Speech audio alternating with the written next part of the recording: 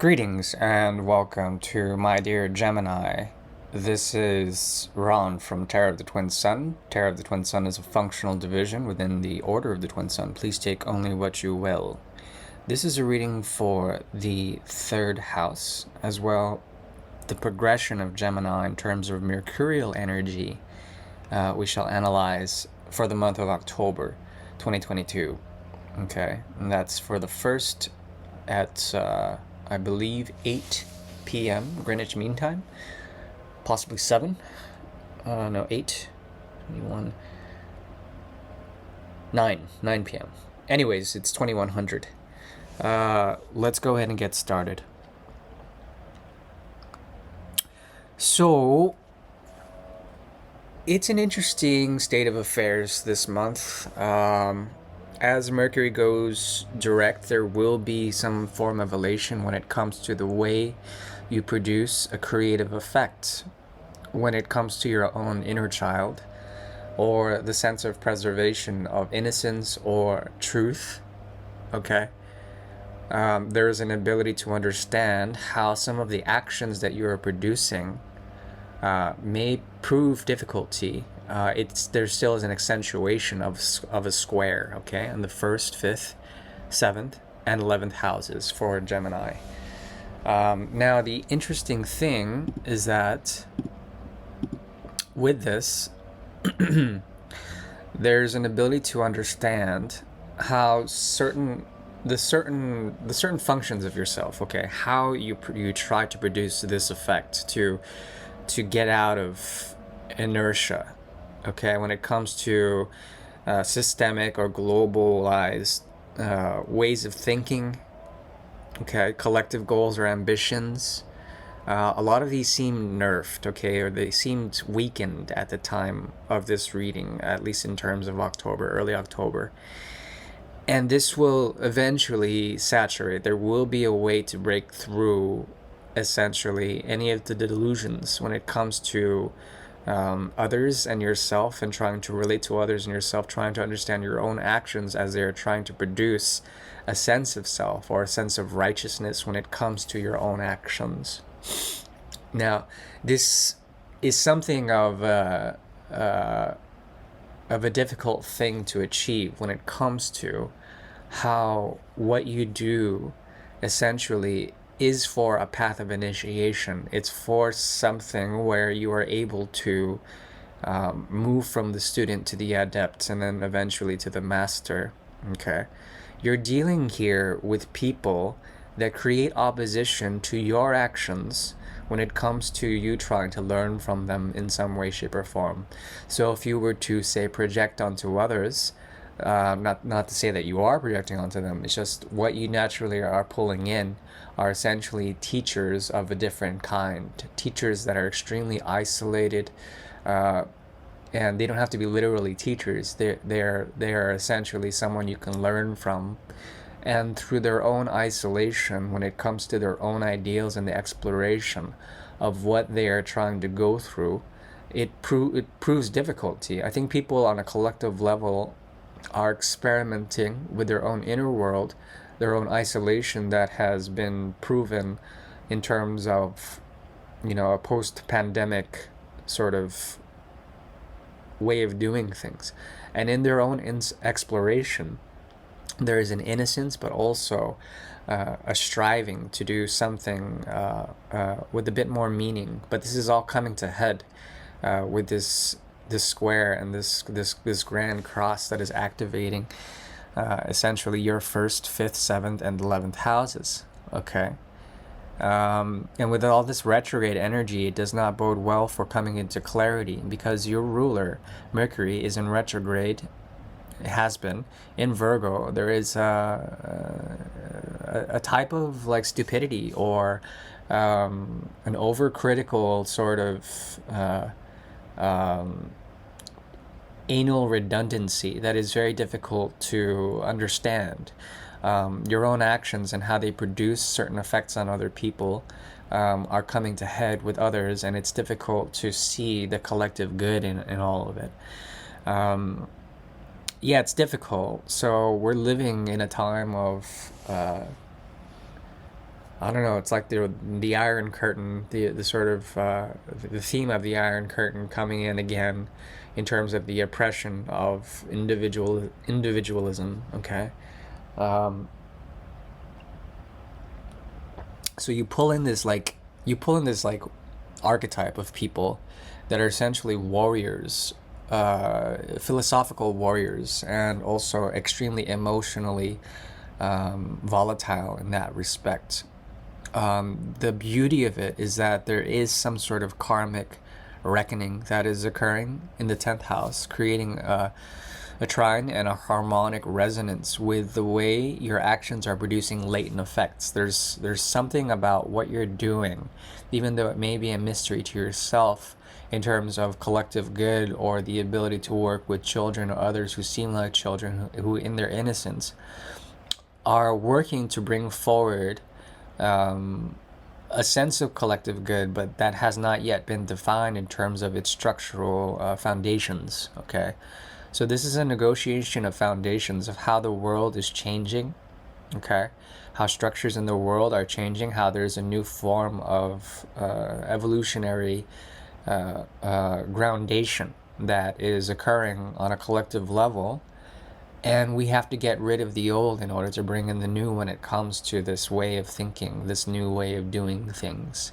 This has to do with stability and structures of stability on a societal level, and how your actions are actually producing a complete reversal and a questioning of the structures that have been in the past, working in the past. Now these are not working. So the ability is to understand that these other people, excuse me, are being affected by your actions, by your very presence.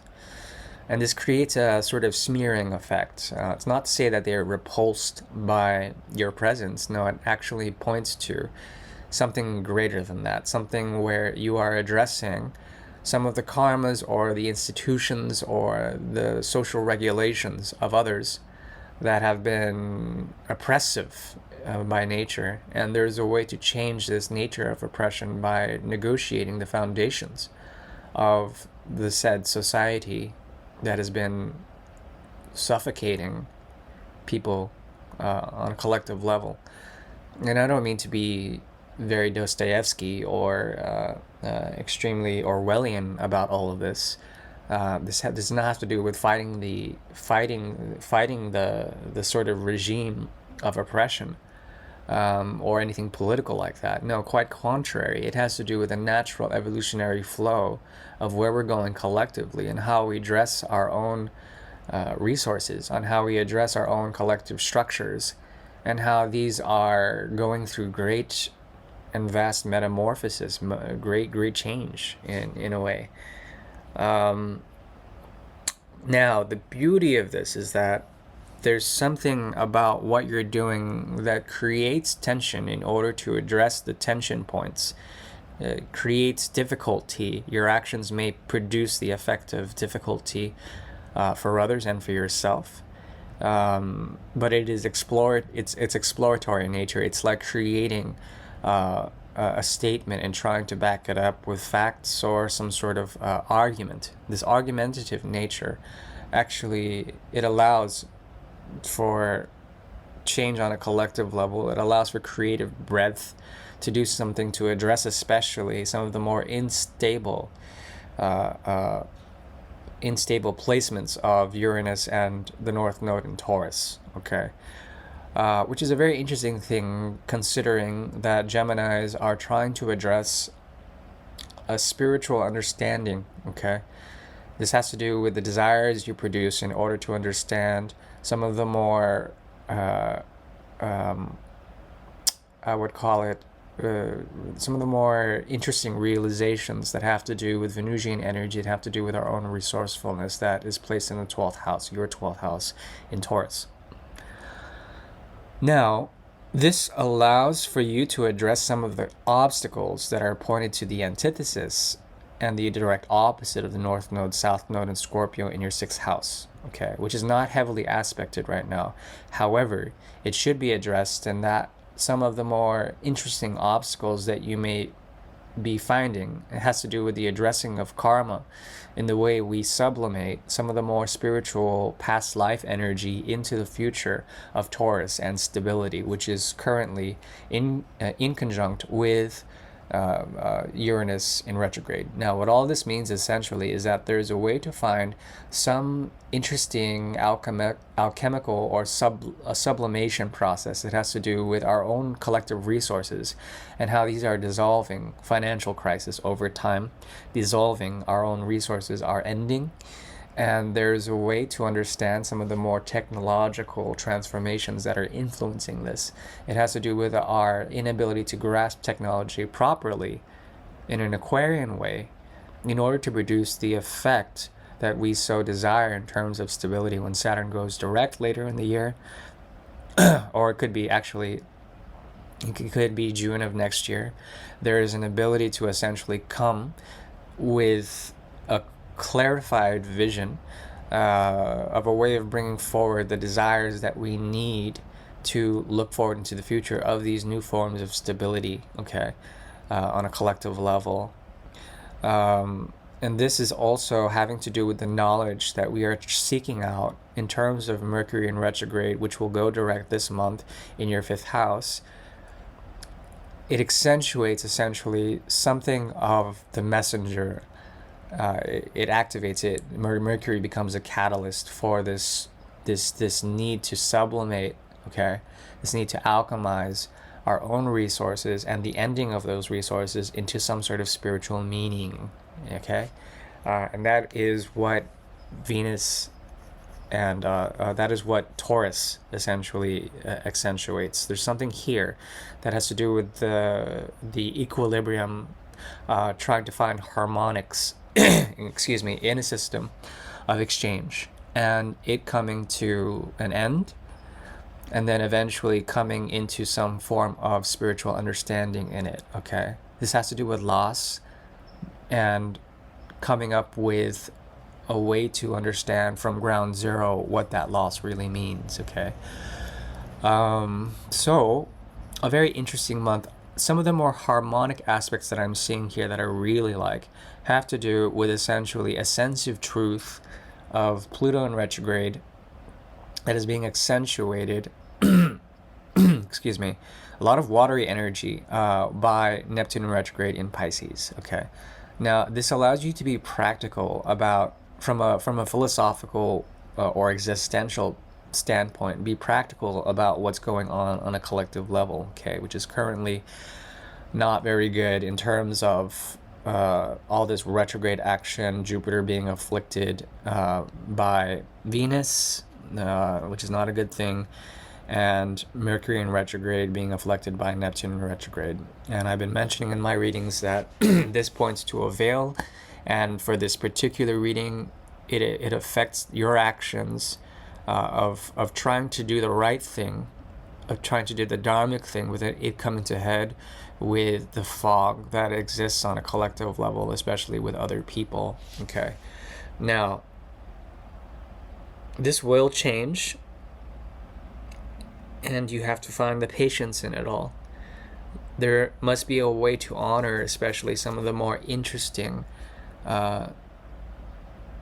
aspects here that have to do with affirming yourself by addressing some of the collective and distinguishing yourself from that collective, but also being a part of it when it comes to its shortcomings, okay? Realizing that there's an ability to move from the 9th to the 12th houses without really being afflicted by a Mercury retrograde. Once it goes direct, there's going to be a great deal of insights that come in when it comes to collective transformations of dreams, of goals, and how these are changing and shifting, and there's a need to change the mind or to think about other things, okay, when it comes to your goals or ambitions.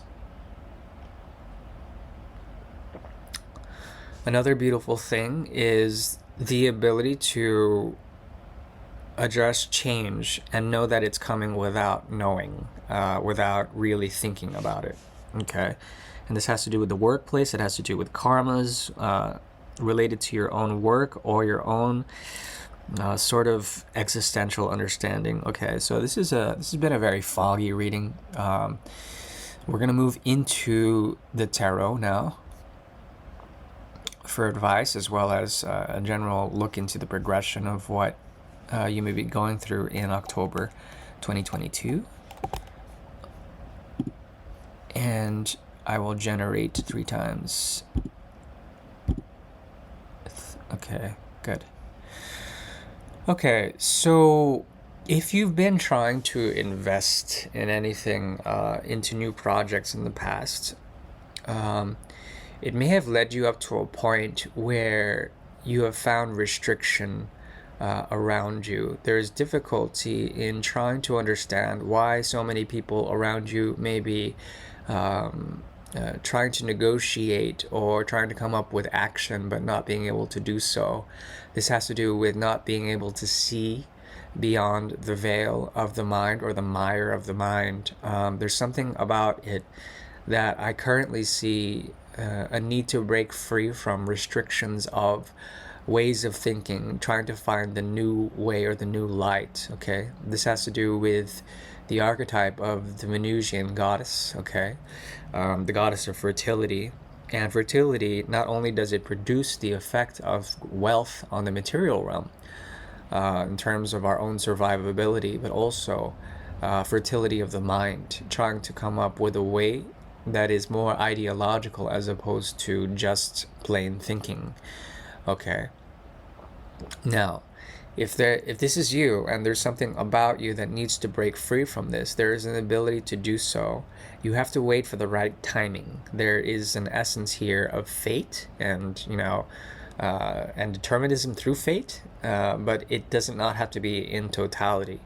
What it means is that you are being guided in order to submerge into, put your feet into the right things, okay? Into the right places that feel soothing for you. There is an ability to do this in the near future that will allow for the progression of celestial bodies in the sky that will guide you accordingly. Okay, this has to do with a deep transformation, I would say, that has to do with also you being able to delve into some of the more emotional or creative capacities of your feelings and to become rich in those and to essentially rise to the position of the star from the Eight of Swords, from the Queen of Pentacles. Okay.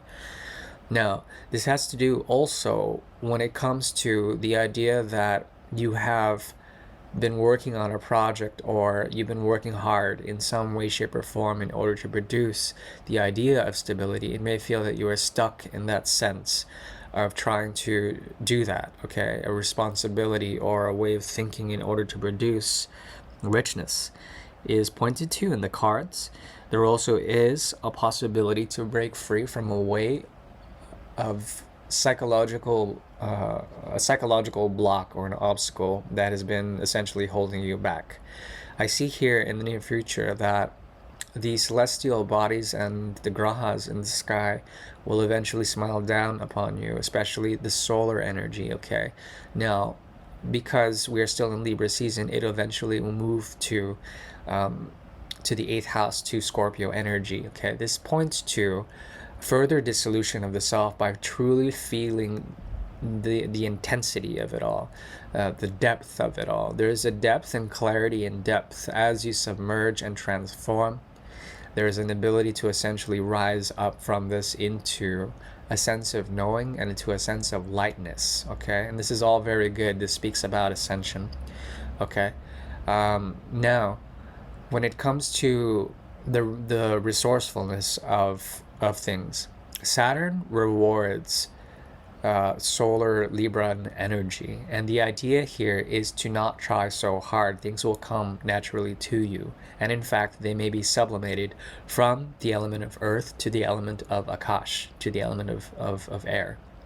Okay, and essentially the celestial bodies sit in the air, in the ether, in space, okay, and beyond.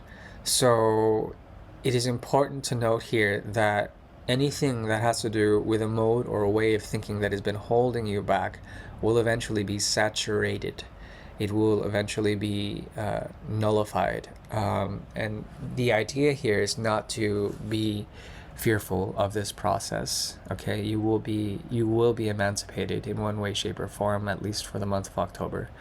And I like this very much. Do wish you well. Sorry for the delay, and yeah, I'm going through a move. Excuse me. So the future readings will be more analog in nature. I'll be using more tarot, obviously, in the near future as I move. And I do wish you well. Thank you. Bye-bye.